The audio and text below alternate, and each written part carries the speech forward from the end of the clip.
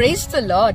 உபாகமம் 28ஆம் அதிகாரம் 4ஆம் வசனத்திலே, உன் கர்ப்பத்தின் கனியும் உன் நிலத்தின் கனியும் உன் மாடுகளின் பெருக்கமும் உன் ஆடுகளின் மந்தைகளும் ஆகிய மிருக ஜீவன்களின் பலனும் ஆசீர்வதிக்கப்பட்டிருக்கும் என்று சொல்லி வாசிக்கிறோம். பிரியமானவர்களே, அன்றைக்கு யோபு தன்னுடைய வாழ்நாள் முழுவதும் தேவன் அவனுக்கு முன்னிருந்ததை காட்டிலும் அவனுடைய ஆடு மாடுகளுடைய காரியங்களை தேவன் பெருக்கி கொடுத்தார். இந்த நாளிலேயும் நாமும் கூட நம்முடைய மந்தைகளிலே, நம்முடைய தானியத்திலே, நம்முடைய வயல்வெளியிலே, நம்முடைய கர்ப்பத்தின் கனிகளிலே தேவன் பெருத்த ஆசீர்வாதத்தை உண்டு பண்ண அவர் வல்லமை உள்ளவராய் இருக்கிறார். இந்த நாளிலேயும் எல்லாவற்றையும் கொடுத்து, எல்லா சம்பத்துகளையும் கொடுத்து நம்மை ஆசீர்வதிக்கிறவரை ஆராதிக்க விட்டுக் கொடுப்போமா? Praise the Lord.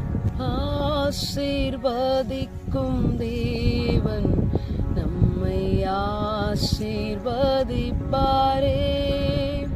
துதி ஸ்தோத்திரம் இயேசுநாதா, துதி உமக்கே என்றுமே.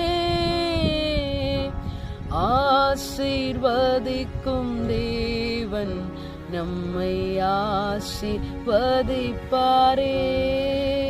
ஆமாண்டவரே, ஆடுகளின் மந்தைகளின் ஆசீர்வாதத்தினாலே, மாடுகளின் மந்தைகளின் ஆசீர்வாதத்தினாலே, கர்ப்ப கனிகளின் ஆசீர்வாதத்தினாலே எங்களை ஆசீர்வதிக்கிறவரே, உம்மிடத்தில் எங்களை ஒப்புக் கொடுக்கிறோம். நீரே ஆசீர்வதியும். எங்களுக்கு தேவையானவர்களை அறிந்திருக்கிறவர், எங்களுக்கு தந்து நடத்தும்படியாய் விற்றுக் கொடுக்கிறோம். பொறுப்பெடுத்துக் கொள்ளும். இயேசுவின் நாமத்தில் ஜெபிக்கிறேன் பிதாவே, ஆமென். God bless you. Have a blessed day.